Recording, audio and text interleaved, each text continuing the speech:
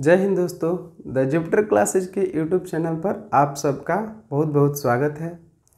आज के इस वीडियो में हम फिजिक्स का जो चैप्टर चल रहा है इलेक्ट्रिक करंट, उसके कुछ ऑब्जेक्टिव क्वेश्चन जो करा रहे हैं, उसमें हम कल के वीडियो तक 40 क्वेश्चन करा चुके हैं।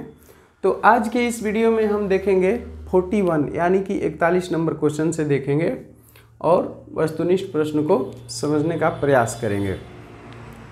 तो आप लोगों से एक रिक्वेस्ट है कि आप अगर इस वीडियो तक पहुंच ही गए हैं तो अपने दोस्तों के पास एक बार ज़रूर शेयर करें जो 12th के बोर्ड एग्ज़ाम देने वाले हैं।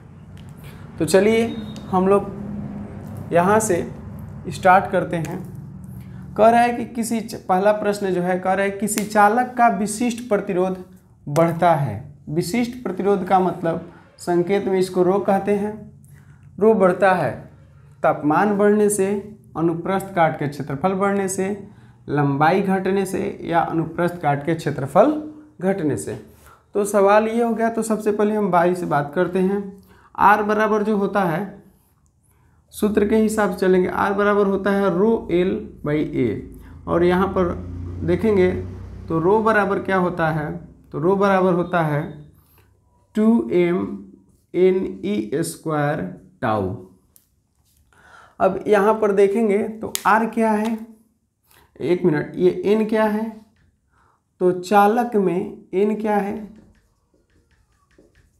चालक में मुक्त इलेक्ट्रॉनों की संख्या एकांक आयतन में, कहिए एकांक आयतन में, एकांक आयतन में। टाउ क्या है, श्रांतिकाल। श्रांतिकाल क्या होता है, तो जो इलेक्ट्रॉनों के वेग, जो इलेक्ट्रॉनों के बीच में टक्कर होता है और टक्कर होने में जो समय लगता है उसे श्रांतिकाल कहते हैं। उसके वेग को अनुगमन वेग कहते हैं। मुक्त इलेक्ट्रॉनों के वेग को अनुगमन वेग कहते हैं, और जो उनके बीच में टक्कर होने में जितना समय लगता है, बार बार जो टक्कर होता है, उसको श्रांतिकाल कहते हैं। अब देखेंगे इसमें कि N और T जो है, और यहाँ पर देखेंगे NE स्क्वायर, N का मान हो गया, N किसको कहें, चालक में मुक्त इलेक्ट्रॉन की संख्या है। E क्या है, तो E हो गया, E का मान जो होता है इलेक्ट्रॉन पर आवेश, इलेक्ट्रॉन पर आवेश को दिखाएगा। टाउ हो गया, M क्या है, तो इलेक्ट्रॉन का द्रव्यमान हो गया। इसमें देखेंगे तो कुछ बातें फिक्स है, जैसे कि हम लोग रो पर चल रहे हैं यानी कि विशिष्ट प्रतिरोधकता का बात कर रहे हैं। तो इसमें देखेंगे कि m यानी इलेक्ट्रॉन का द्रव्यमान 9.1 गुना 10 के पावर माइनस जो 31 kg होता है वह फिक्स है, और E का जो मान होता है इलेक्ट्रॉन पे जो चार्ज होता है 1.6 गुना 10 के पावर माइनस कूलम, यह भी एक तरह से फिक्स है। तो ये जो टाउ है, टाउ जो श्रांतिकाल है, श्रांतिकाल यानी कि इलेक्ट्रॉनों के बीच में जो टक्कर हो रहा है वह कैसे बढ़ सकता है, तो यहीं बढ़ेगा, ठीक है। तो रुकावट बार बार होगा। तो समझिए कि श्रांतिकाल यानी कि बार बार टक्कर होने के लिए आपको इन चारों ऑप्शन में से क्या करना पड़ेगा, तो एक चीज़ करना पड़ेगा, तापमान बढ़ाएंगे। तापमान बढ़ाएंगे, तापमान बढ़ाने से क्या होगा कि इसके अंदर जो भी इलेक्ट्रॉन है, मुक्त इलेक्ट्रॉन, उनके बीच में बार बार जो टक्कर होगा वह किसके वजह से होगा, तो तापमान की वजह से होगा। तापमान बढ़ने के कारण क्या होगा, अनुगमन वेग बढ़ेगा, और अनुगमन या एक उसका एक और नाम है अपवाह वेग, जिसको हम लोग VD कहते हैं, जिसको क्या कहते हैं, VD, अनुगमन वेग या अपवाह वेग। जैसे ही उसका मान बढ़ेगा, जो टक्कर हो रहा है वह तेज़ी से होगा, यानी कि टाउ जो श्रांतिकाल है वह तुरंत होगा, यानी कि उस तुरंत होने का मतलब उसमें रुकावट होगा, और वह रुकावट जो है वह किसको दिखाएगा, प्रतिरोध को। तो किसी चालक का विशिष्ट प्रतिरोध बढ़ता है, कब बढ़ता है, जब तापमान बढ़ाते हैं तब। ठीक इसी प्रश्न में एक और चीज़ है, ये टाउ और ये दो जो है वह इसी पर निर्भर करता है, प्रतिरोधकता या विशिष्ट प्रतिरोध का मान। तो अब समझिए कि N क्या है, N हो गया मुक्त इलेक्ट्रॉनों की संख्या, मुक्त इलेक्ट्रॉनों की संख्या, यानी कि ऐसा कहिए कि अगर अलग अलग पदार्थ रहता है, अलग अलग पदार्थ रहता है, तो मुक्त इलेक्ट्रॉनों की संख्या भी अलग अलग एकांक आयतन में होगा। यानी कि हम कह सकते हैं कि जो प्रतिरोधकता का मान है वह इस बात पर भी निर्भर करता है कि कौन सा पदार्थ है और उसमें उसके एकांक आयतन में मुक्त इलेक्ट्रॉनों की संख्या कितनी है। तो और वह क्या होता है, तो देखेंगे कि ये वाला जो होता है n है, ये नीचे है। नीचे का मतलब होता है कि इसका मान कम होगा तो विशिष्ट प्रतिरोधकता का मान ज़्यादा होगा, और इसका मान ज़्यादा होगा तो विशिष्ट प्रतिरोधकता का मान कम होगा। तो ठीक उसी तरह से 42 नंबर क्वेश्चन अगर ध्यान देंगे तो ठीक इसी पर आधारित है। एक तार का विशिष्ट प्रतिरोध निर्भर करता है इसकी लंबाई पर। लंबाई से कोई लेना देना नहीं है, जो रो है वह यहाँ से देखना है हम लोगों को। इस फार्मूला से देखेंगे तो गड़बड़ हो जाएगा। एक तार का विशिष्ट प्रतिरोध निर्भर करता है उसकी लंबाई पर, बिल्कुल नहीं, इस फार्मूला से हम लोग को लेकर चलना है। व्यास पर बिल्कुल नहीं, द्रव्यमान पर बिल्कुल नहीं, द्रव्यमान तो ये इलेक्ट्रॉन का है। पदार्थ पर जो कि फिक्स है, ई जो है, ई का मतलब समझना है 1.6 × 10⁻⁻⁻ कूलम, यह भी फिक्स है। ये जो 2 है, एक टाउ यानी श्रांति काल, जो तापमान बढ़ेगा तो वो भी क्या होगा, उस कम हो जाएगा, यानी कि प्रतिरोधकता बढ़ जाएगा। तो ये जो है n का मतलब समझिए मुक्त इलेक्ट्रॉनों की संख्या। मुक्त इलेक्ट्रॉनों की संख्या अगर घटता बढ़ता है, और घटता बढ़ता कैसे है, अलग अलग पदार्थ होगा, यानी कि चालक जो है अलग अलग होता है, तो उसको कहेंगे कि पदार्थ क्या है, अलग अलग है। तो एक बात समझेंगे, एक तार का विशिष्ट प्रतिरोध किस पर निर्भर करता है, तो पदार्थ पर। पदार्थ कहने का मतलब है कि मुक्त इलेक्ट्रॉनों की संख्या पर, और मुक्त इलेक्ट्रॉनों की संख्या कम और अधिक हो सकता है। अगर मुक्त इलेक्ट्रॉनों की संख्या अधिक होगा तो प्रतिरोधकता का मान कम होगा, विशिष्ट प्रतिरोधकता का मान कम होगा विशिष्ट प्रतिरोध का, और ये ज़्यादा होगा तो ये कम होगा, और ये कम होगा तो ये वाला ज़्यादा होगा। तो चलिए यहाँ तक हो गया। अब देखते हैं 43 नंबर क्वेश्चन। लंबाई L तथा 2L की तांबे के 2 तारों की त्रिज्याएं क्रमशः R और 2R है। इसकी विशिष्ट प्रतिरोधों का अनुपात। विशिष्ट प्रतिरोध तो हम लोग यहाँ से लेकर चलेंगे, क्योंकि रो बराबर जो मेन फार्मूला है वह क्या है, 2m और बटा में क्या है, ne स्क्वायर टाउ। अच्छा, इस पर नहीं, हम लोग उस पर देख लेते हैं, एक मिनट। R बराबर क्या होता है, रो L बटा में A। तो रो बराबर क्या हो जाएगा, रो बराबर हो जाएगा RA बटा में L हो जाएगा। अब इस पर देख लेते हैं। सबसे पहले हम रो1 निकाल सकते हैं, रो1 अनुपात रो2। तो ऐसे कर लेते हैं। तो रो1 का मान कितना हो जाएगा, लंबाई L है तो R के जगह पर R ही रहेगा, ठीक है, दिया है प्रतिरोध, तो त्रिज्या दिया हुआ है तो ये R रहेगा, ठीक है। A का मान कहाँ से आ जाएगा, तो A बराबर जो तार है वो बेलनाकार होता है, तो इसका हो जाएगा पाई R स्क्वायर। तो पाई R के जगह पर क्या है, R है, तो हो जाएगा R स्क्वायर। अब बटा में कितना हो जाएगा, L के जगह पर L दे रखा है। एक बात और समझेंगे कि L वाला का त्रिज्या कितना है, L है, R है, ठीक है। अब इसके देखिए बाटा में कर देते हैं दूसरा के लिए, रो2 के लिए, तो ठीक इसी फार्मूला पे ये क्या है, प्रतिरोध है। तो प्रतिरोध के बारे में बात करते हैं अभी। A के जगह पर कितना हो जाएगा, तब पाई R बटा 2 के स्क्वायर हो जाएगा, क्योंकि उसका लंबाई क्या हो गया है, पहले से लंबाई दोगुना है और त्रिज्या भी क्या है, लंबाई L तथा त्रिज्या तांबे के 2 तारों की त्रिज्याएं क्रमशः R तथा 2R है। इसकी विशिष्ट प्रतिरोध तो ठीक है, यहाँ पर कितना हो जाएगा, यहाँ पर हो जाएगा 2R स्क्वायर, बटा में क्या हो जाएगा, L के जगह पर 2L, बाकी सब सेम रहेगा, ठीक है। सेम लंबाई का है, तांबे का है तो R दोनों सेम रहेगा, पाई से पाई कट जाएगा और L से L कट जाएगा, और यहाँ पर कितना हो जाएगा, R स्क्वायर बटा में 1, और यहाँ पर कितना हो जाएगा, 2 दूनी 4 स्क्वायर बटा में 2 हो जाएगा। इसको ऊपर लेके चल जाएंगे तो 2 दूनी कट जाएगा, तो ये आ जाएगा नीचे 1 R स्क्वायर बटा में 1 गुना R स्क्वायर, 1 मिनट हो जाएगा 1 बटा में 2R स्क्वायर, R स्क्वायर से R स्क्वायर कट जाएगा तो बचेगा 1:2। तो इसका राइट आंसर कौन सा हो जाएगा, ये हो जाएगा।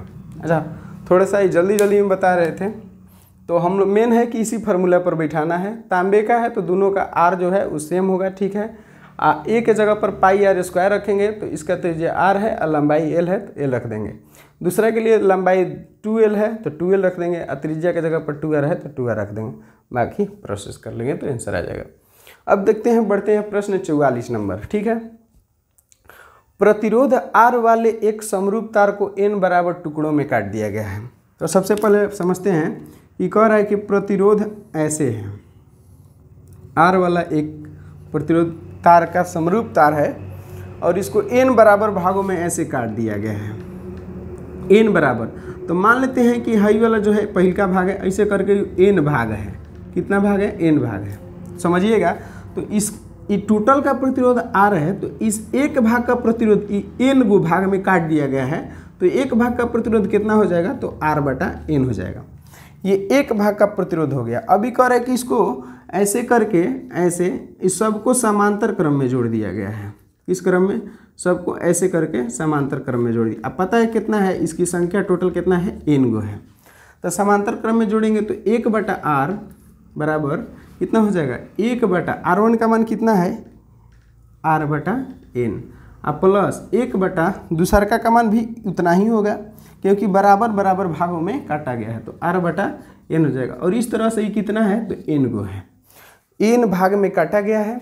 एगो प्रतिरोध का मान इतना कैसे हो गया, तो उसको n भाग में बांटा गया है R प्रतिरोध को, तो एक जो भाग होगा उसमें n से भागा दे देंगे तो आ जाएगा, ठीक है। तो अब बताइए कि एगो इसके जैसे कै गो है, n गो है, तो कितना हो जाएगा, n गुना 1 बटा R बटा n। तो n कहाँ चल जाएगा, ऊपर जाएगा, तो n क्या हो जाएगा, n स्क्वायर बटा में R। अभी आंसर नहीं आया हुआ है, यहाँ देखेंगे तो 1 बटा R बराबर कितना हो गया, n स्क्वायर बटा R, इसलिए R बराबर कितना हो जाएगा, R बटा में n स्क्वायर, ठीक है। तो हमारा जो आंसर हो जाएगा वो कौन सा है, ए ऑप्शन उसके जैसा है, तो ये राइट आंसर हो जाएगा, R बटा n स्क्वायर। थोड़ा अगर हम फास्ट बोल रहे हैं तो थोड़ा सा वीडियो को स्लो कर सकते हैं आप यूट्यूब में सेटिंग में जा करके, ठीक है। 45 नंबर क्वेश्चन, किरचॉफ का धारा नियम किसके संरक्षण के परिणाम स्वरूप है। तो देखिए किरचॉफ के नियम से जो है सवाल आता ही आता है, तो इसको अच्छा से समझते हैं। किरचॉफ का जो नियम है वो आपके एग्जाम के लिए बहुत ही इम्पोर्टेंट है, यहाँ से सवाल हमेशा आता ही आता है। देखिए किरचॉफ ने विद्युत परिपथ से संबंधित दो नियम दिया हुआ है। किस किस के लिए दिया हुआ है, तो एक दिया है धारा ज्ञात करने के लिए और एक दिया है विभव ज्ञात करने के लिए। तो दो नियम है उसमें, किरचॉफ के दो नियम है, ठीक है, याद रखेंगे। पहला जो नियम है, पहला नियम फर्स्ट और ये सेकंड, उसको कहते हैं संधि नियम, या फिर इसी को हम लोग कहते हैं धारा नियम। अच्छा, इसको जो कहते हैं हम लोग पास नियम कहते हैं, पास नियम, या फिर इसको लूप लॉ कहते हैं, लूप लॉ, ठीक है। कह रहा है कि किरचॉफ का धारा नियम किसके संरक्षण, तो धारा नियम जो है इसको समझिए कि आवेश के संरक्षण के लिए होता है, और ये वाला जो होता है यह ऊर्जा के लिए होता है, ठीक है, ऊर्जा संरक्षण के लिए।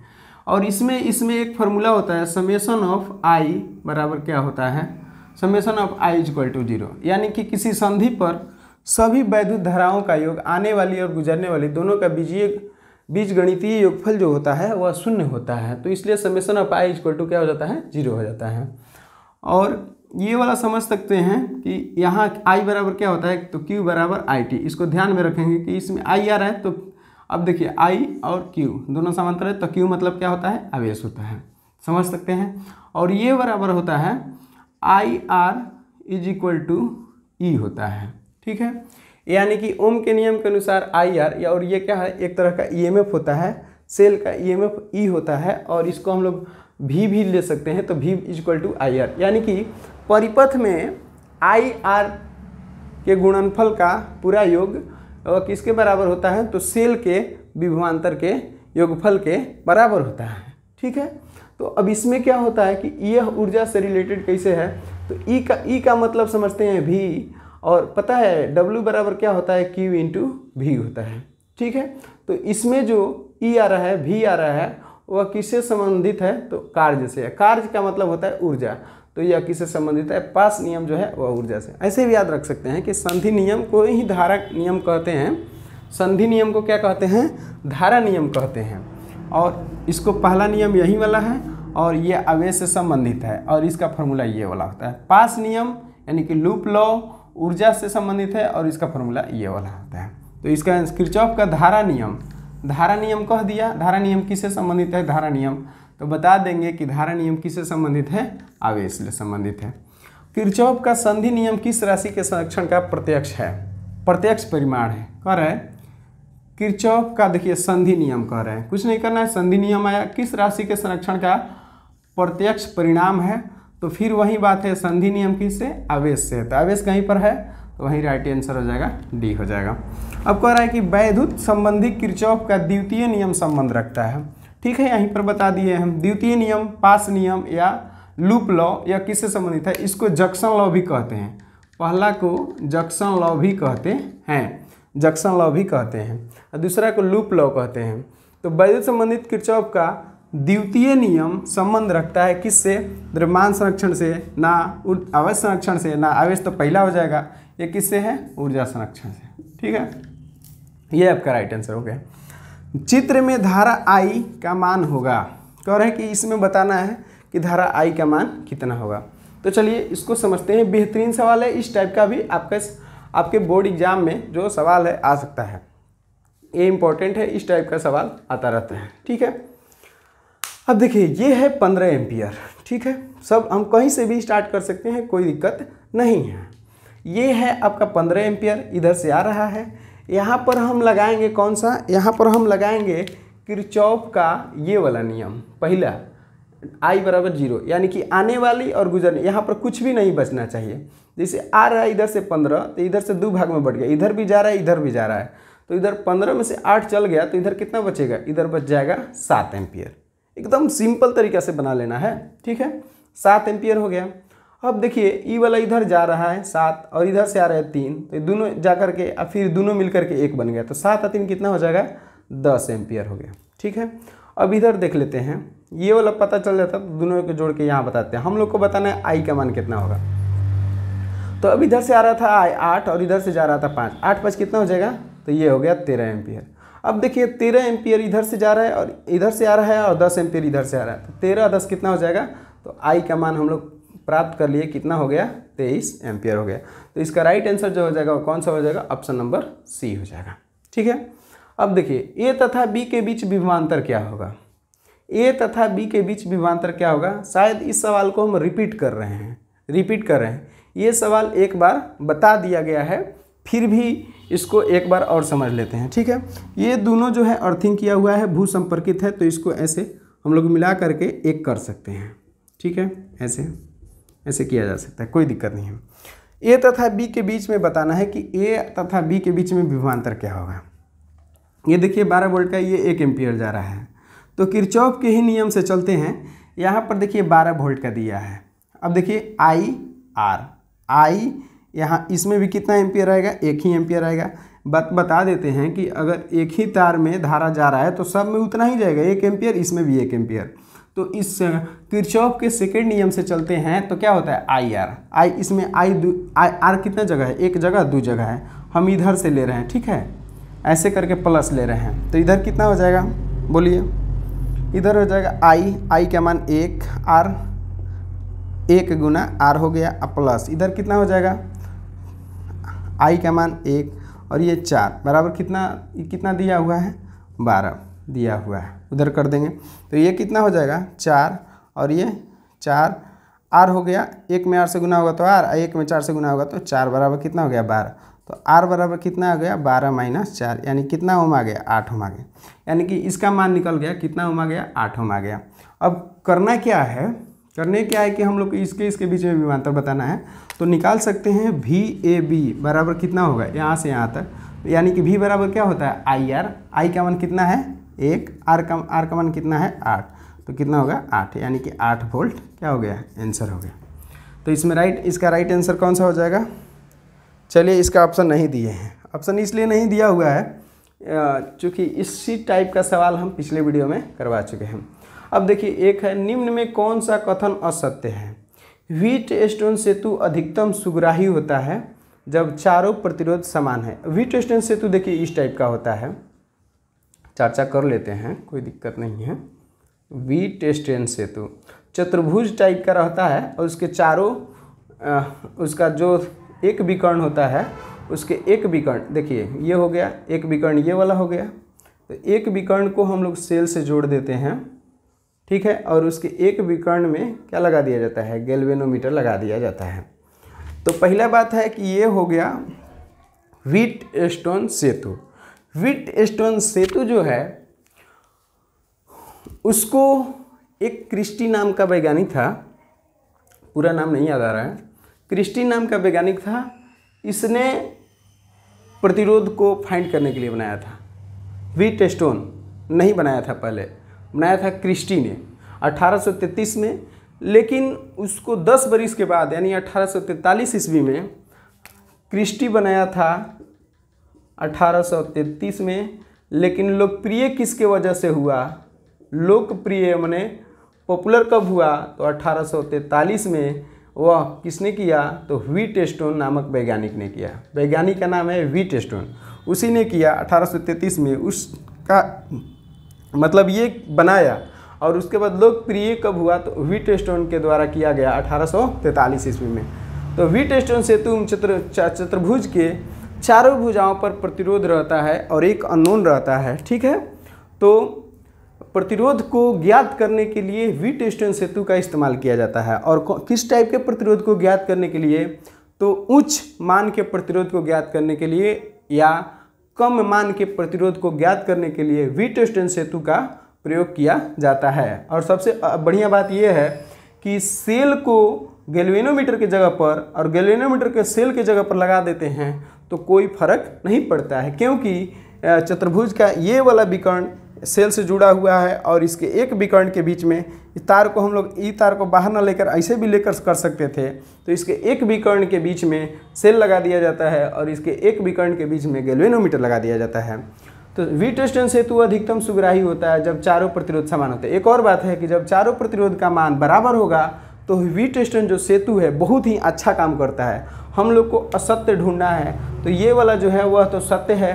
व्हीटस्टोन सेतु में धारा मापी तथा सेल का स्थान परस्पर बदलने पर सेतु संतुलन प्रभावित होता है, सेतु का संतुलन प्रभावित होता है। हम अभी बताए हैं कि व्हीटस्टोन सेतु में यह जो गैल्वेनोमीटर है और सेल है इसको आदान प्रदान यानी कि परस्पर बदल देते हैं तो इसमें किसी तरह का संतुलन में कोई प्रभाव नहीं पड़ता है। और इसमें कह रहा है कि प्रभाव पड़ता है तो हमारा राइट जो आंसर हो जाएगा वह बी हो जाएगा। ऐसे सी नंबर भी ऑप्शन देख लेते हैं। किरचॉफ का प्रथम नियम आवेश संरक्षण को दर्शाता है, ये तो सही बात है, भी तुरंत बताए।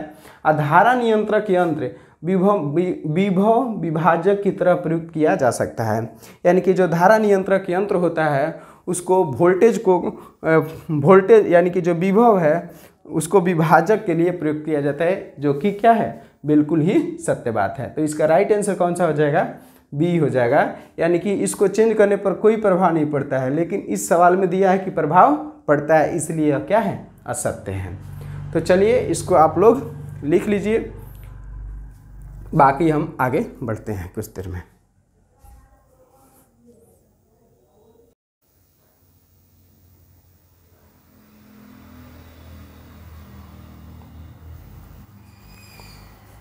चलिए अब हमारा जो अगला प्रश्न है वह है 51 नंबर, 50 तक देख लिए हैं। ए तथा बी के बीच तुल्य प्रतिरोध क्या होगा, ठीक है। ए तथा बी के बीच तुल्य प्रतिरोध कितना होगा ये बताना है। तो सब इस टाइप के अगर प्रश्न को आप हल कर रहे हैं, अगर ऐसा दिख रहा है तो एक बार पहले ये जरूर देख लें कि चतुर्भुज के चारों भुजा पर है और बीच में एक 6 ओम का लगा हुआ है। तो सबसे पहले यहाँ पर ऐसे देख लेना है कि क्या इसका अनुपात और इन दोनों का अनुपात इक्वल आ रहा है कि नहीं आ रहा है। 2 ओम का है और ये 8, तो 2 चौका 8 हो गया और 3 चौका 12, यानी कि ये 4 बार में जा रहा है और ये भी 4 बार, यानी कि अनुपात जो है वह सेम है। इसको अब हम लोग इजीली बना सकते हैं। जब अनुपात सेम होता है तो यहाँ का विभव और यहाँ का विभव बराबर हो जाता है, और बराबर विभव के बीच में अगर कोई तार जोड़ दिया जाए तो उसका कोई वैल्यू नहीं रहता है, वह बिना काम का है, ठीक है। तो इसको हटा सकते हैं। जैसे ही हटाएंगे तो हमारा कुछ इस तरीक़ा से फिगर बन जाएगा, ऐसे करके बन जाएगा, ठीक है, कुछ इस तरीक़ा से बन जाएगा। ऐसे हमको बताना है ए तथा बी के बीच में बताना है, ठीक है। तो अब देखेंगे तो ये दोनों एक तार में हो गया। जैसे ही एक तार में हो गया तो इसको कहेंगे श्रेणी क्रम। श्रेणी क्रम में डायरेक्ट जोड़ देंगे तो 2 × 3 कितना हो जाएगा, तो 5 हो जाएगा। तो कुल मिला के ए या बी के बीच में दोनों को मिला देंगे तो 1 बन जाएगा और यह हो जाएगा 5 ओम का। और इधर देखेंगे तो ये कितना हो जाएगा, और ये हो जाएगा 8 12 20 ओम का हो गया। ठीक है, और ए यहाँ पर है और बी यहाँ पर है। अब हम क्या करेंगे कि ये 5 ओम का और ये 20 ओम का हो गया। करना क्या है कि अब ये समांतर क्रम में हो गया। समांतर क्रम के लिए डायरेक्ट बताए थे कि अगर दो गो प्रतिरोध समांतर क्रम में है तो इसको डायरेक्ट ऐसे करना है कि दोनों को गुना कर लीजिए और दोनों को जोड़ के भाग दे दीजिए। तो गुना करेंगे तो 5 और 20 से गुना हो जाएगा और दोनों को 5 जोड़ 20 कितना हो गया 25। कटा देंगे 5 5 25 अपन चौका 20। तो फाइनली जो तुल्य प्रतिरोध आ गया वह कितना ओम आ गया 4 ओम आ गया। तो ये हमारा राइट आंसर कौन सा हो जाएगा, ये वाला हो जाएगा। ठीक है, अभी देखिए 52 नंबर क्वेश्चन कह रहा है कि यदि बिंदु B तथा D के विभव समान है तो x का मान कितना होगा। यानी x यहाँ पर है, कह रहा है कि B और D, फिर यही वाला क्वेश्चन है, थोड़ा सा दे रखा है B तथा D के विभव। कह रहा है कि यहाँ जो है विभव और यहाँ पर विभव समान है। तो यहाँ पर अगर विभव समान दे दिया तो ई वाला अनुपात, जिसे ई वाला अनुपात हम लोग देखे थे तो समझ गए कि विभव बराबर है। इसमें कह रहा है कि विभव बराबर है तो इसका मतलब अनुपात सेम होगा, इधर का अनुपात और इधर का अनुपात दोनों बराबर होना चाहिए। तो हम सबसे इसको मौखिक बनाते हैं, इसको समझिए आप लोग।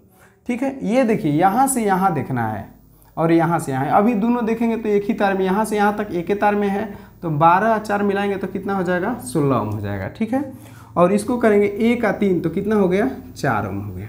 ठीक है, अभी कितना बार में कट जा रहा है, बी और डी विभव कर है कि समान है। समान होने का मतलब है कि इधर का अनुपात और इधर का अनुपात से बराबर आना चाहिए। तो ये कितना हो गया 4, कितना से गुना करेंगे तो 16 आएगा तो 4 से। ठीक है, अब इधर देखना है, ये दोनों जो है वह किस में है, समांतर क्रम में है। इधर का अनुपात देना, पहले तो इसको 1 बनाना पड़ेगा और समांतर क्रम में अगर 2 हो तो फिर ये वाला फॉर्मूला लगाएंगे, r बराबर 1 गुना 1 1 प्लस 1 तो कितना हो जाएगा 1/2 हो जाएगा। ठीक है, अब इधर देखें कि इधर से अनुपात जो था वह 4 से गुना किया तब ई वाला आया था। तो इसमें भी अगर 4 से हम गुना करेंगे, 4 से गुना करेंगे तो ये कट जाएगा 2 तो कितना आ जाएगा 2 में 1 से गुना होगा, यानी कि यहाँ भी यहाँ लिखना जरूरी नहीं, यहाँ लिख देंगे तो कट जाएगा 2। 2 में 1 से गुना होगा तो कितना आ जाएगा 2, यानी x का मान कितना आ गया 2 ओम आ गया। एकदम आसान है बिल्कुल। ठीक है, तो अब इसका राइट आंसर कौन सा हो जाएगा, 52 नंबर जो क्वेश्चन है उसका राइट आंसर कौन सा हो जाएगा, बी 2 नंबर 2 ओम। बिंदु x तथा y के बीच तुल्य प्रतिरोध क्या होगा। फिर उसी टाइप का सवाल है, कह रहे कि बिंदु x तथा y के बीच तुल्य प्रतिरोध कितना होगा।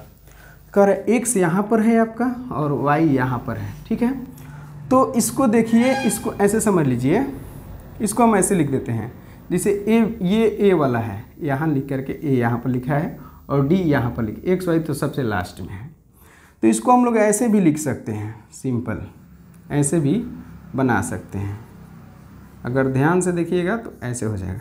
ये वाला आपका कौन सा हो गया, ये वाला हो गया x और इसको कर देते हैं y, इसको मान लेते हैं a और इसको मान लेते हैं d। अब ध्यान से देखिए कि 10 ओम का प्रतिरोध है वह c और d के बीच में है। तो यहाँ पर रखना पड़ेगा c और d के बीच में कितना हो गया 10 ओम। देखिए c अब b और c के बीच में 25 ओम, तो b तो है नहीं तो b यहाँ देना पड़ेगा। 1 मिनट, यहाँ b दे देते हैं, कहीं पर दीजिए कोई दिक्कत नहीं है, यहाँ पर दे देते, यहाँ c दे दिए। तो c और d के बीच में कितना था 10 ओम, 10 ओम रख दिए। b और d के बीच में कितना था तो 5 ओम था, तो 5 ओम रख दिए। फिर कह रहा है कि a और c के बीच में, इधर वाला देखेंगे तो 15 ओम, कितना है 20 ओम है।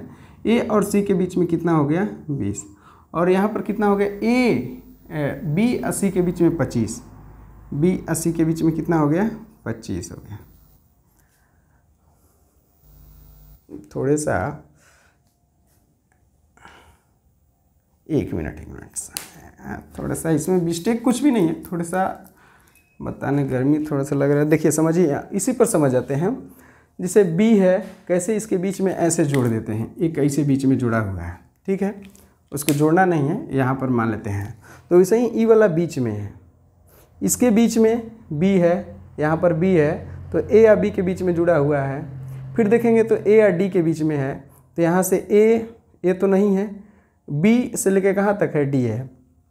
ये बीच वाला जो है इसको हटा देंगे तो ठीक वैसा ही दिखने लगेगा।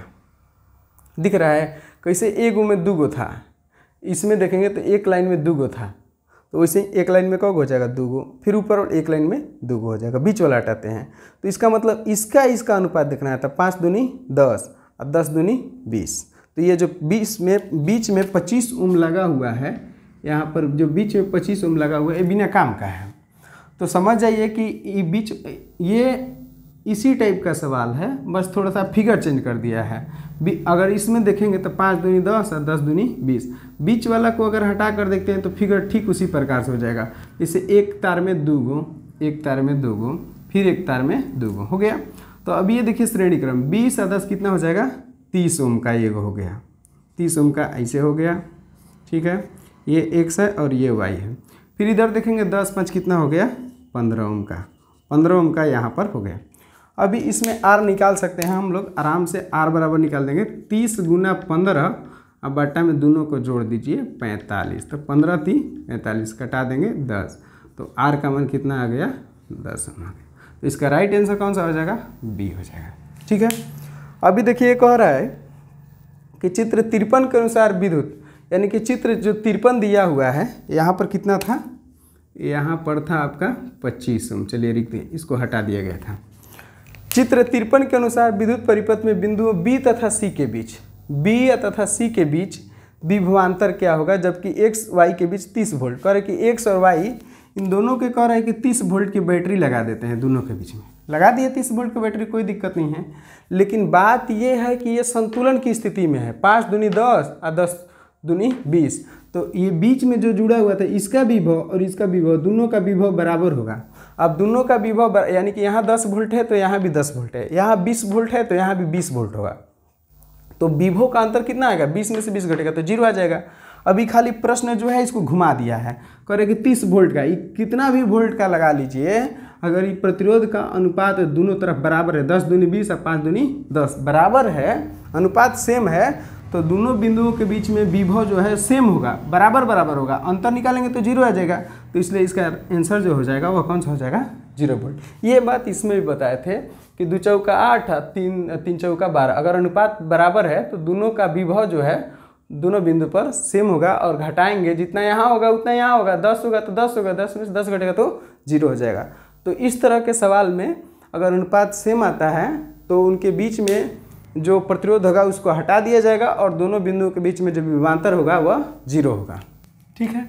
अब आगे आते हैं, ठीक इसी प्रकार से ये भी सवाल है, दिए गए परिपथ में कह रहे कि PR के बराबर, यानी कि जितना उनका ये प्रतिरोध है उतना उनका ये वाला नहीं है। कह रहे कि स्विच S खुले है या बंद, ये स्विच खुला है चाहे बंद है उससे कोई मतलब नहीं है। कह रहे कि धारामापी का पाठ्यांक समान है, कह रहे कि ये खुला रहेगा चाहे बंद है, इससे कोई लेना देना नहीं है, यानी इसमें धारा जाए चाहे नहीं जाए इससे कोई फर्क पड़ने वाला नहीं है। यानी कि स्विच को हम बंद कर देते हैं, बंद में धारा प्रवाहित होता है, ओपन कर देते हैं तो धारा प्रवाहित नहीं होता है। तो अब बताइए कि जब यहाँ पर एक स्विच कब काम करना बंद कर देगा, खुला रहे चाहे बंद रहे, इसका मतलब है कि स्विच बेकार है, लगाए चाहे नहीं लगाए। तो इसका मतलब है कि यहाँ का विभव और यहाँ का विभव बराबर होगा, इसको A मान लेते हैं और इसको B मान लेते हैं, तो यानी कि VA बराबर क्या हो जाएगा, VB हो जाएगा, विभव बराबर है। तो जितना धारा R में आएगा उतना ही धारा किस में जाएगा, G में जाएगा। जो P में धारा जाएगा वो तो Q में जाएगा। तो IP IQ वाला तो दे नहीं रखा है, IP के साथ IG दिया है तो नहीं हो सकता है। तो इसमें देखेंगे कि जितना धारा इसमें आएगा उतना ही धारा इसमें आएगा, तो IR बराबर क्या हो जाएगा, यानी कि प्रतिरोध R में जाने वाली धारा जितना होगी उतना ही धारा किस में जाएगा, धारा मापी कहिए या इसको गैल्वेनोमीटर कहिए, गैल्वेनोमीटर, दोनों बात एक ही है। यानी कि इसका राइट आंसर कौन सा हो जाएगा, ऑप्शन नंबर A हो जाएगा, ठीक है।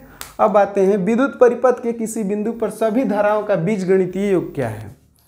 कह रहा है कि विद्युतीय परिपथ के किसी बिंदु पर सभी, किरचॉफ के नियम में बताए थे, किरचॉफ का पहला नियम क्या होता है, किरचॉफ का पहला नियम कहता है कि सभी किसी भी बिंदु पर आने वाली धाराओं और जाने वाली धाराओं का बीजगणितीय योग क्या होता है, 0 होता है। तो ये पहला है किरचॉफ का नियम, किरचॉफ के नियम से, पहला नियम से ये वाला, इसका आंसर कौन सा हो जाएगा, 0 हो जाएगा। व्हीट स्टोन ब्रिज से क्या मापा जाता है? तो ये भी बात बताए थे पिछले वीडियो में, या मतलब पीछे बताए हुए हैं। व्हीट स्टोन से क्या मापा जाता है? ये सारा व्हीट स्टोन सेतु चल रहा है। व्हीट स्टोन ब्रिज से क्या मापा जाता है? तो ऊंच भी मापा जाता है, निम्न भी मापा जाता है। ऑप्शन में दे रहा है ऊंच एवं निम्न दोनों, तो इसका राइट आंसर कौन सा हो जाएगा? सी हो जाएगा। अमीटर का प्रतिरोध होता है। अब देखिए यहाँ पर समझते हैं, एक तरफ लिखिए एमीटर या अमीटर और एक तरफ समझिए वोल्ट मीटर, वोल्ट मीटर, ठीक है। ऐसे करके इसको जोड़ते हैं परिपथ के श्रेणी क्रम में, इसको जोड़ते हैं समांतर क्रम में, ये तो बात ध्यान रहेगा, ठीक है। इससे क्या मापा जाता है? मापा जाता है विद्युत धारा, विद्युत धारा की माप की जाती है। इससे क्या मापा जाता है? तो विभवांतर, इससे क्या मापा जाता है? विभवांतर मापा जाता है, ठीक है। तो वोल्ट मीटर से विभवांतर मापा जाता है, एमीटर से विद्युत धारा मापा जाता है। ये श्रेणी क्रम में और ये समांतर क्रम में। आदर्श वोल्ट मीटर अगर होगा और इसमें आदर्श एमीटर होगा, ऐसे कहेगा कि एमीटर का प्रतिरोध क्या होता है, तो बताना है कि बहुत कम होगा, बहुत कम होता है, ताकि उसमें थोड़ा सा भी अगर धारा जाए तो धारा की माप मान लें। और वोल्ट मीटर जो होता है विभवांतर मापता है। विभवांतर का मतलब होता है कि प्रतिरोध में जो रुकावट होता है उसका मानता है। तो जो वोल्ट मीटर होता है वह बड़ा प्रतिरोध, बड़ा कर रहे हैं, उसका प्रतिरोध क्या होता है? बड़ा प्रतिरोध का होता है। लेकिन जैसे ही आदर्श वोल्ट मीटर का बात होगा, आदर्श वोल्ट मीटर का प्रतिरोध क्या होता है? तो अनंत बताना पड़ेगा, अनंत। और जैसे ही बात होगा कि एमीटर जो होता है, आदर्श एमीटर का प्रतिरोध कितना होगा? आदर्श एमीटर का प्रतिरोध जो होगा वह क्या होगा? शून्य होगा। आदर्श एमीटर का प्रतिरोध शून्य होगा और एमीटर कहेगा छोटा तो इसका प्रतिरोध बहुत कम होगा। तो इसका राइट आंसर कौन सा हो जाएगा? सी हो जाएगा। यहाँ से क्वेश्चन जो है इम्पोर्टेंट है, ठीक है। समांतर वोल्ट मीटर जो है, एक मिनट, वोल्ट मीटर समांतर क्रम में जुड़ता है, वोल्ट मीटर से विभवांतर मापा जाता है, ठीक है। अब वोल्ट मीटर का प्रतिरोध क्या होता है? तो बड़ा होता है, ठीक है। और आदर्श वोल्ट मीटर का जो प्रतिरोध होता है वह क्या होता है? अनंत होता है। तो आज के लिए इतना ही रहेगा, ठीक है। चूँकि वीडियो लंबा हो गया है तो आज के लिए इतना ही रहेगा। हम सोचे थे कि इस वीडियो में ये वाला कंप्लीट हो जाएगा, लेकिन अभी भी 10 या 15 क्वेश्चन बाकी है जो कि भारती भवन बुक से है, उसको भी करा दिया जाएगा, ठीक है। तब तक के लिए धन्यवाद, मिलते हैं अगले वीडियो में। एक बात आप लोगों से निवेदन है मेरा, एक बात का निवेदन है कि आप लोग अगर को वीडियो पसंद आ रहा है आप लोग को, तो उसको ज़रूर अपने दोस्तों के पास शेयर करें, लाइक भी कर दे, और कहीं पर अगर दिक्कत आ रहा है, नहीं समझ में आ रहा है तो कमेंट करें। जय हिंद।